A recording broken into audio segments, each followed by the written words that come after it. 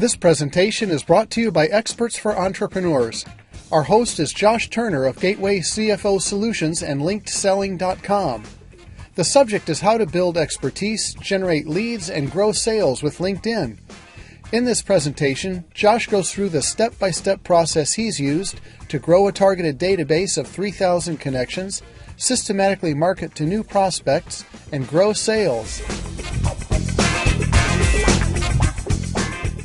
So, why LinkedIn? All right, everybody knows that we're all selling something, and that the old way doesn't always work anymore, right? I'm not going to beat that drum too much. And the new way, as everybody says, is being social, establishing authority, expertise, leadership, becoming a resource. All right, everybody is trying to figure out where to place their chips with this whole internet marketing, online, social media, all these different options. And it's my contention that LinkedIn is the best business-to-business resource for finding contacts, building relationships, generating leads, and growing sales. Facebook, good for individuals, promoting products to consumers. Twitter, maybe better for real-time communications, maybe a little more leaning towards B2C. LinkedIn is really all about business, right? So who's on LinkedIn? LinkedIn's got over 135 million users worldwide. 77% are age 25 and above. The average household income is $109,000. And frankly, if you're a B2B business, pretty much all of your prospects are on LinkedIn, right? So I do a lot of work in the construction space. I work with a lot of contractors and suppliers to the construction industry. And they all have a problem, and really all businesses have a problem. How best to determine who your prospects are and what's the best way to get in front of them. It's my contention that LinkedIn offers one of the most targeted resources for finding and marketing to the right prospects. So today what we're going to talk about, like I said, is really my methodology for how I go about getting found on LinkedIn and how you can rank for your targeted search phrases, turning your profile into a lead generation tool as opposed to just an online business card that's not really working for you.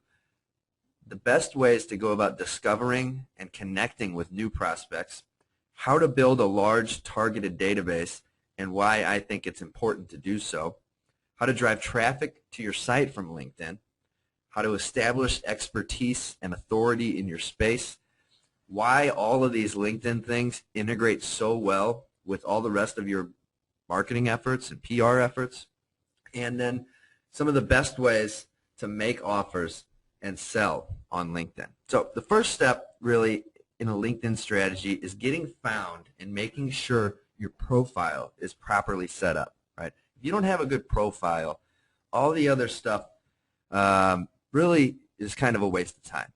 So the first thing you got to do is set up your profile and optimize it so that you can be found, really. And the way that you're found on LinkedIn, the way their search algorithm works, when you search for a person, right, the top section that says people, and you can search for people based on whatever you want to search for. The way that they rank people is based on how many times that keyword shows up throughout their profile in certain places, not in every place. So I'm going to go through some of that really quick. I don't want to dwell on this because I think you guys will quickly pick up on the concept. But you can see here that the word CFO is very important to me. And if you type in CFO on LinkedIn in the people search, I come up usually on the first page, sometimes at the top of the second. And so that's in the top 10 results for CFO on LinkedIn out of over 300,000 results that it returns. The reason is because I've got the word CFO all over my profile. You have to do it in a non-spammy fashion. You don't really want it to just do a bunch of keyword stuffing so that your profile looks like junk and that if a prospect looks at it, you kind of look like a joke. That's no good for anybody. But you can see here in the headline up top, part-time CFO for small business owners, construction marketing expert, founder of Gateway CFO Solutions. You can see how it's highlighted there. LinkedIn provided that highlighting of CFO when I did the search and went to my page. So it's clear that that's how they're indexing and that's how they're determining relevance for certain search results.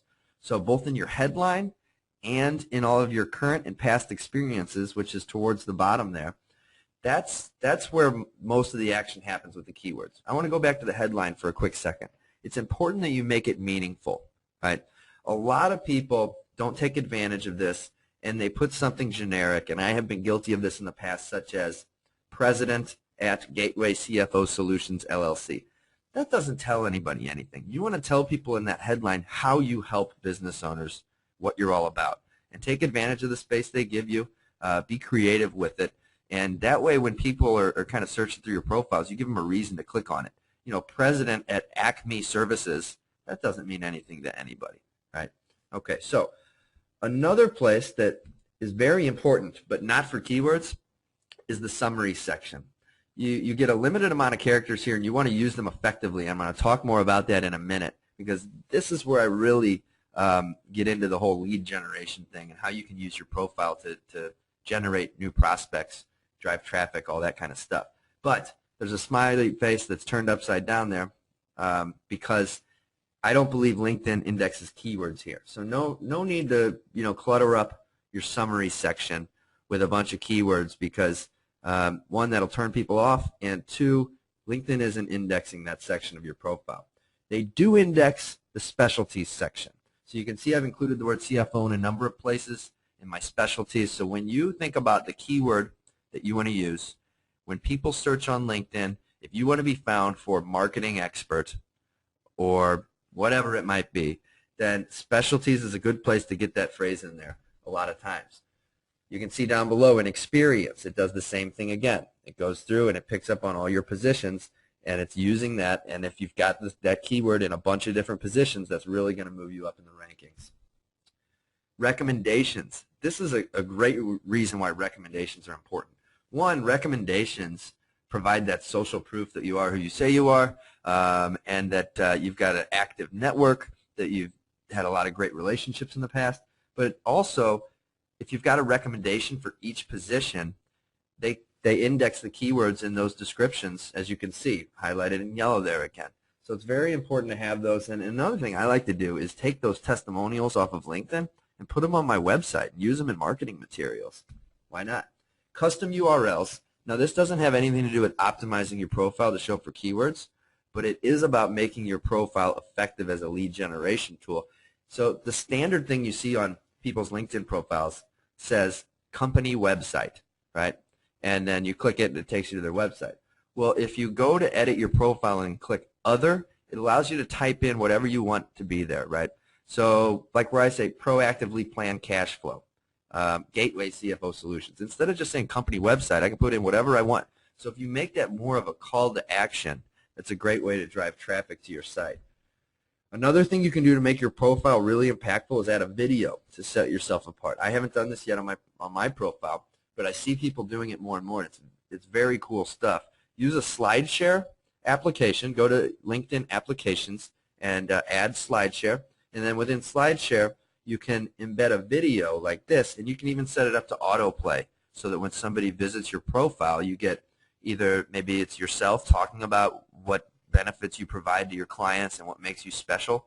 It could be a testimonial from somebody about you, like this guy has. Very cool stuff. And if you want to know more about setting up a SlideShare video on your LinkedIn profile, just go to Google and search for how to SlideShare video LinkedIn, and there's all sorts of articles about how to do it. So let's talk about this for a second. Lead generation tool greater than online business card. The summary section of your profile is where people are going to really look and see, what does this guy say he's all about, right? So now, what I used to have on my profile was a section that just kind of listed all the services I provided, right? And that's probably what most people do. Some people don't even go that far. They don't even have anything in there, which is just a total mistake.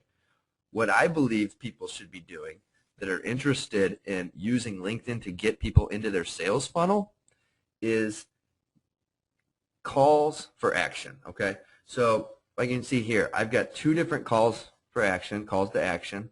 One is to get people to go to my website to get a free copy of Cash Flow Clarity, a guide about proactively managing cash flow. And you can see that I've got that little black arrow to the left of it, all right? And down below, another call to action.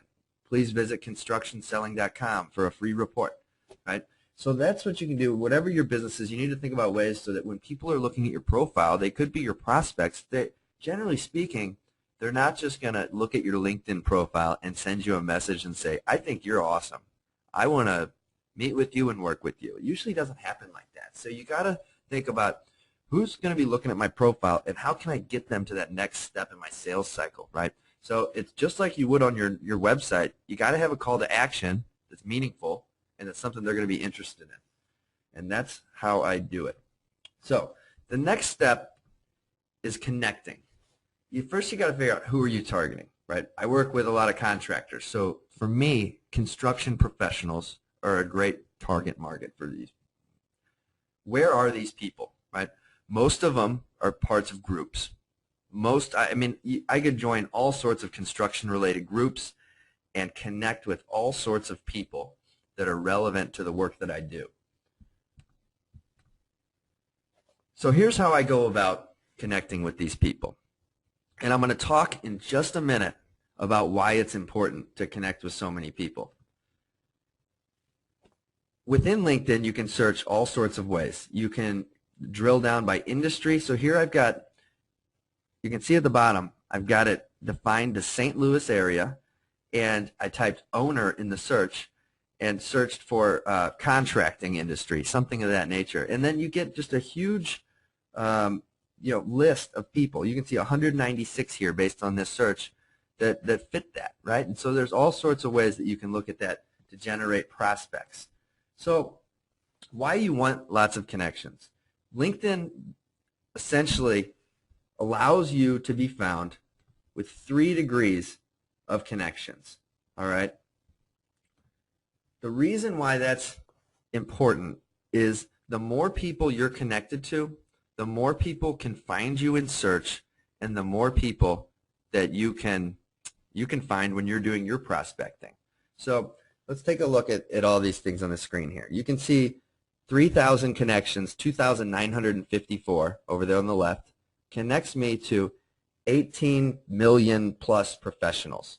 Now, if I only had, let's say, 100 connections on LinkedIn, that number would be much lower. I would guess well under 1 million, right? And the reason why that's important is because if you want to use LinkedIn to develop business, build relationships with people that you don't know yet, prospects, then you want to have as big a network as possible, because when you go and do a search for owners of construction companies in St. Louis, the only results that you can see are the people that are within 3 degrees of you. And the 3 degrees means this.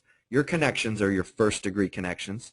The people that they're connected to, second degree, and then their connections are third degree.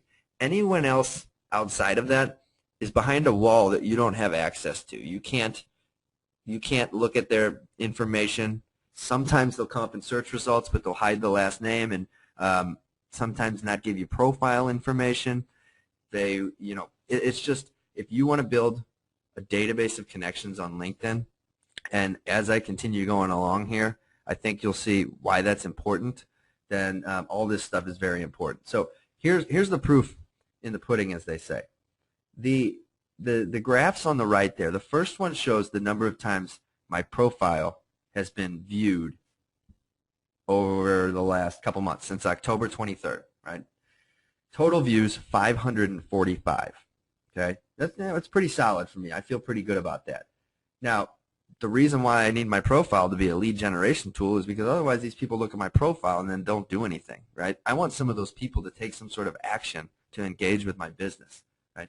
So then down below you can see in the next trends box, appearances in search, 1,664 times. Take notice of how that is trending upward, okay?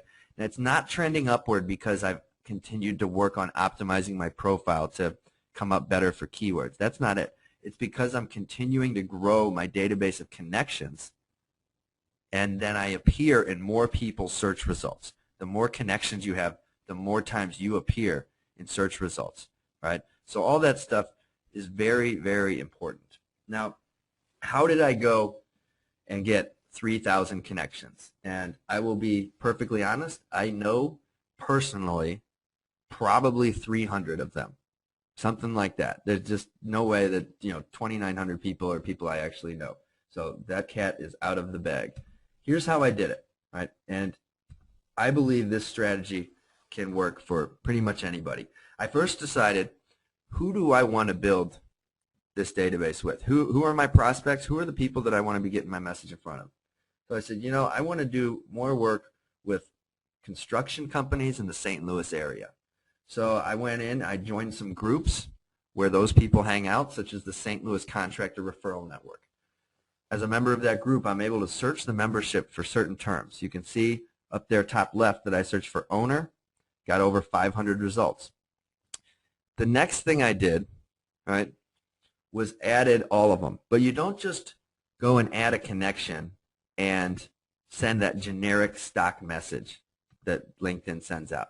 It has to be a personal introduction, but that can take time. So when I started doing this, I had probably 500 connections on LinkedIn. And I took it from 500 to about 1,500 doing this. So all of a sudden I had a database of 1,500 very targeted connections that are meaningful to my business on LinkedIn. And the way I did it so that I would have a big success rate is I sent each of them a personal note. Now the key is that I didn't write a special note for each of them.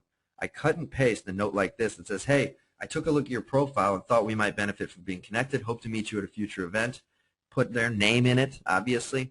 You don't want to use that standard stock LinkedIn, I'd like to add you to my network on LinkedIn. Because when people get that, if they don't know you, it just looks like spam, that you haven't taken any time to look at their profile and that you're just trying to build a big database and you don't care about them. So you have to put a customized message in. And not many people are doing this. I don't get very many connection requests at all of this nature. So when people get these, especially people that aren't working LinkedIn very hard, that are just kind of using it as a Rolodex and maybe looking at status updates and kind of getting involved in groups a little bit, this looks special to them. And when they see it, sometimes I get responses saying, hey, I appreciate you checking me out. Yeah, I'd love to be connected. So in the first big push of getting in groups like St. Louis Contractor Referral Network, other St. Louis-based groups where high-level decision makers are hanging out, I probably requested approximately 2,000 connections, right? And that takes a significant amount of time to do manually. There's no way to game the system. You got to sit down and put in the hours to do it. So you're going to have tired eyes after looking at the computer for a while, but it's important that you knock it all out in a short amount of time for one reason. And let me just first say that I did about probably 2,000 invitations and probably got 1,000 that accepted. And I did the same thing with the personal message on each of them. And I just kept a couple windows open on my screen and back and forth, down the list, add, copy and paste, put their name in it, send it out over and over again for quite a few hours, right? The reason that you got to do it in one shot is that LinkedIn has a way of knowing if you're adding connections that or requesting connections for people that you don't actually know. When somebody gets a connection request from you, they can say, as you guys probably already know, they can either accept your request, ignore your request, or they can click that they don't know you, which then tells LinkedIn, all right, that information goes to LinkedIn, and when LinkedIn gets enough of those I don't know yous related to you, they will eventually take away your privileges, all right, to connect with new people, to add new people. They don't kick you out of the network. They take away the privilege. But here's the thing. So when you send out 2,000 personal introductions like this to requests with people, it is virtually a guarantee that this is going to happen to you. And it's happened to me, and I've done it with other people that I've worked with on LinkedIn. But what you do is they'll take away your privileges. You won't be able to connect anymore. You send LinkedIn customer service an email. You tell them that you're sorry and that you're not going to do it anymore. That's it. And then they reinstate your connection privileges so that you can go back about your normal LinkedIn routine. So you really only get one shot at doing this to grow your database really fast. Okay. Here's another way to grow your database. Like I said, I went from 500 to about 1,500 connections by doing what I just said. So at that point, I had about 1,500 total connections, all very relevant, targeted, very meaningful to my business. From there, I joined what's called Toplinkcom. Okay, Toplinked is a service that essentially you join. It costs $9 a month. You can just join it for a month and get a pretty big impact out of it, or you can pay $60 for a year. They got a couple different options. You get added to a database of people who have agreed to accept connections from anybody. So you may have seen on LinkedIn people that have the word lion, Lion, in their name or headline. That means LinkedIn Open Networker, which means they will accept requests from anybody. Toplink.com, you get added to this database by paying your $9 for the first month, right, or $9 every additional month, or $60 for the year. And then you get a spreadsheet that you can download with over 1,000 people that are a part of this that are willing to accept connection requests. So then you can go in and add all those people by mass. LinkedIn has a connection function to where you can import a CSV file or spreadsheet, and it'll send a mass connection request to all the email addresses on that list. So by doing that, in about 10 minutes, you can send a connection request to the, 1,000 or 1,500 people that are part of Toplinked. And very quickly, you will have a lot of connections, right? Now, I did that second. Some people, but that's because I started with about 500 connections when I started getting very aggressive with LinkedIn. Now, if you have only, let's say, 50 or 100 connections, or maybe even 200, you might want to start with this. Because like I said earlier, the more connections you have, the more people you will be able to find when you're searching for prospects. And so that second part of the first part of the strategy that I talked about, where you go into groups that matter and you're requesting connections with people that are relevant to your business, that are good prospects for you to market to, you might want to consider doing this thing first. It just depends on where you're currently at with LinkedIn. So that's toplink.com. So what do you do with all these connections, right? It's, everybody's heard the thing about, it takes 7 touches, it takes 12 touches, it takes 30 touches, whatever it is, before a prospect potentially or eventually turns into a client or a sale, right?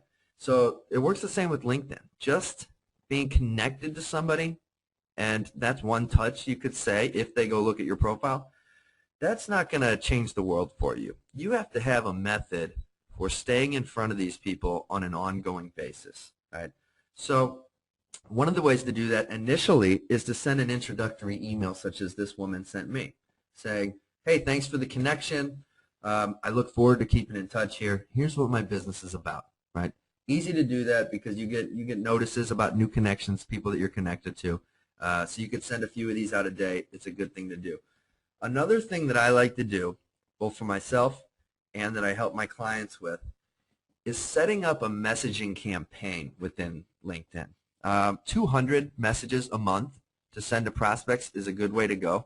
And basically what you're trying to do is figure out who of these 2,954 connections are the people that are, real prospects for me, right? And maybe narrow it down to about 200, something like that. And then set up a campaign to message them with relevant stuff on a regular basis, right? And now, it's not the kind of stuff, as you might suspect, just with email marketing or any other marketing.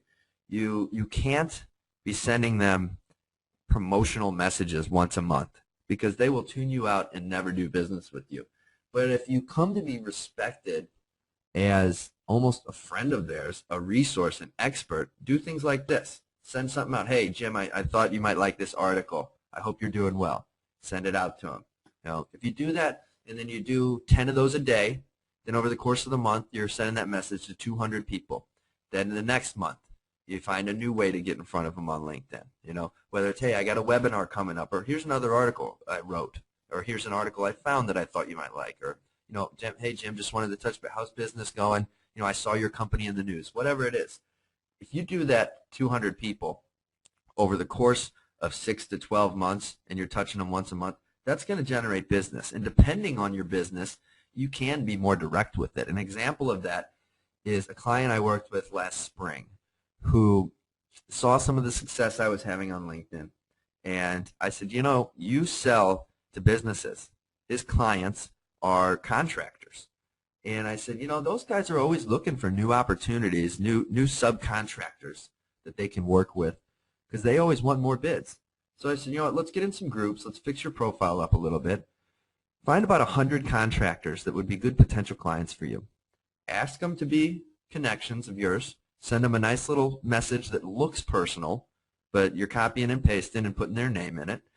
And then send them a message that says, hey, here's a little bit about my company. I'd love to, take a look at any of your work that you guys are bidding. If you need another set of eyes on something, please let me know. I look forward to keeping in touch. He got 3 bid opportunities within a week, and I believe 1 or 2 of which resulted in sales. And he spent a few hours on it, right? So it's a strategy that can work very well because very few people are doing it the right way. So as always, it can take a number of touches before someone turns into a customer. You have to be willing to do it for the long haul. If you're going to go in and do it once, just like anything else, if you're going to do it, be ready to do it right and plan for how you're going to market to these people without annoying them. Another big way of staying in front of people, and one might argue that this is as good as a touch of any other sort, are status updates. And you can see that I said this isn't the place to talk about your breakfast or love for ponies. LinkedIn is not Facebook. LinkedIn is a place for relevant business stuff. You want to post content that you think your prospects would be interested on a business level. If every once in a while you want to talk about how the Cardinals are doing really well, that's okay, because sometimes, showing a little bit of personality can be a good thing to get people to feel like they kind of know you and have a relationship with you. But sharing these updates, as you can see here, drives traffic to your site. Over time, if you're posting an update on LinkedIn a few times a week, you don't have to be spending too much time doing this. Over time, people are going to see this stuff, and then just that reinforcement of your name, your message, your content, that you're the expert, you're sharing valuable stuff with them. It really has an impact. All right, and as you can see from my site, I don't remember, this is from a while back, but I don't know exactly what time frame this was. But you can see that LinkedIn brought 115 visits to my site over some amount of time. Pretty good. I'll take it. That's good stuff. So again, just another way to stay in front of prospects, drive some traffic to your site. Don't be overly promotional, all that good stuff. An easy way to do this with status updates is through LinkedIn Share.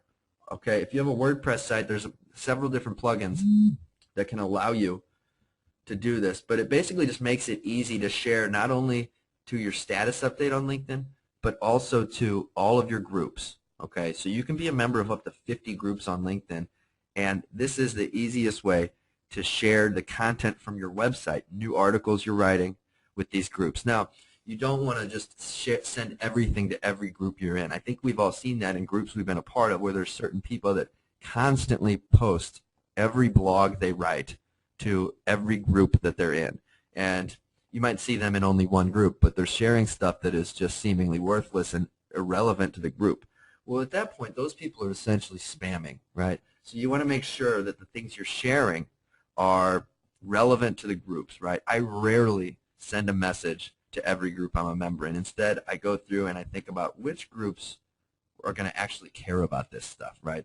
And LinkedIn, again, is one of the biggest drivers of traffic to my website because I consistently post my content as status updates, but more importantly, to groups. So, more about groups, how to connect further with groups. Like I said, you can join as many as 50 groups on LinkedIn. You want to make sure they're the groups where your prospects are hanging out, right?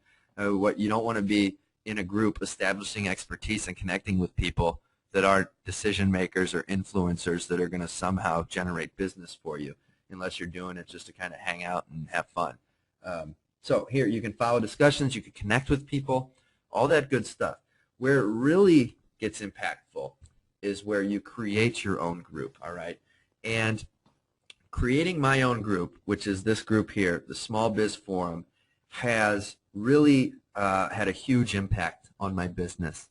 I can't speak highly enough about the success that I've had with this. And I'm going to talk about how I built the group here and why it's working for me and some of the successes that I've seen from it. So if you're building a group, the first thing you want to do is make sure you have a lot of connections. So I would do all the stuff I just talked about with getting a large database of connections. And once you get to 1,000, 1,500, 2,000, you can, with the strategies I just outlined, you can get to 3,000 connections in a month. I know you can. And if you can just bear down and do that, that's the best time to start a group, okay? when you have connections, because you have to share the group, as you can see in that top right, with all your connections so that then they come join it. But you don't want to have a bare bones group. The first thing you want to do is set up the group and don't tell anyone about it. Start posting content to it on a daily basis, and do that for 2 or 3 weeks so that the group really looks kind of lived in, right? A couple people might find it and join just randomly by searching LinkedIn groups. But then when you go and you invite your 1,000, 2,000, 3,000 connections, all of a sudden they come in, they're going to assess whether this is something that they want to be a part of, right? And so when they look at the group, they're going to see that for the last 2 or 3 weeks, you've been posting lots of stuff. Now, they're not going to look at the membership numbers on the group usually. They're just going to go and look at the main page and see, is this the kind of stuff I want to be getting? And when I say getting, that's important because most people receive a digest of group activity, so new discussions, comments, and manager's choice on a daily or weekly basis depending on their settings. So these people, when they look at your group, are deciding, is this something I want hitting my inbox? Is this something that I'm going to get value out of? So when you're setting up the group, you got to keep that top of mind. And if it looks like a group for you to promote yourself, then it's going to fail miserably. You have to share an overwhelming amount of content from other people before you share any of your own stuff, right? I've heard the 90-10 rule on that, 90% from other people, 10% from yourself, and I think that sounds about right. When you're first setting up the group, you might not even include any of your content because you want people to go to it and say, wow, this looks like it'll be a good resource. I like this stuff here. It doesn't look like a guy that's just trying to promote himself, so I'm going to get in on this. So for my business, I did that within a short amount of time. I had a couple hundred members. I think the group is now at a few hundred, several hundred, something like that. And the funny thing is when I started it, I thought, man, I got to really ramp this up and get this to 1,000 members quickly, 3,000 members, whatever it might be, to really make a difference. Well, the funny thing about it is that if your group is made up of mostly prospects that you have built connections with based on the things that I outlined earlier, then this is a remarkable and just fantastic way to drip market to those people, to touch them on a daily or weekly basis, not just monthly, right, with the messaging. And the reason why is that every week they get one of these messages in their inbox, and you guys are all likely, I'm almost certain you're familiar with this. So every day or every week they get a message in their inbox with the digest of what's going on in your group, and they will come to know you as the expert for your group, and also you control the content in that group. I think it's important to really explain the power of these messages in people's inboxes every day. And I'm going to do that through a couple of examples. For starters, when people sign up to these groups, they rarely change the settings for how often they receive the digest in their inbox. So they're going to get them either once a day or once a week, depending on their settings. Now, people can go in and turn that off. But for one, if you're providing good content and resources, they're not going to do that because they like the stuff that you're bringing to them. And two, oftentimes people find the path of least resistance is just to hit the delete button rather than dealing with the pain of going in LinkedIn trying to figure out how to change their settings to get the email less frequently. So what you're doing is getting your information and your name in front of these people on a daily or weekly basis. I had a new contract, new engagement, about a month and a half ago that really a great company to work for. And my first meeting with them, I was sitting in the president's office, and on his screen he had his Outlook open, and I could see the Small Biz Forum Daily Digest in his inbox, right? So this is somebody that was in my funnel as a prospect, right, receiving these messages, and then within a few weeks he had a need and he called me on it. They didn't call anybody else because I was the guy he thought of, right? Another example, another company saw what I was doing, saw these messages in their inbox every day and said, you know, we should be doing this for our company. Let's call this guy, see if he'll work with us on it. So there you go, another contract, another new project, client, directly as a result of this work. Now, I bring this all up because there's a lot of different ways that you can take advantage of these groups, right? One of them is manager's choice, which is sending a targeted message or an announcement, right, that hits everybody's inbox in the group. This is one way to do it. You know, you can promote webinars, events, content, whatever you want. Be careful not to be overly promotional, though, or people will tune you out. But these groups don't have to be huge ecosystems with tens of thousands of members for it to work for you, right? It's not just for information marketers, right? Even my group, when I started, I thought, man, I really want this. I think once I get to 10,000 people, it's going to really work out for me. Well, to my surprise, and thankfully, at about 300 members, I'm seeing actual results for my business directly related to these groups. Announcements are very important here because you can send one to all the members up to once a week, right? And sending these announcements, as it says, also post them as a discussion. So it's a great way to promote events, like I said, connect with people even further.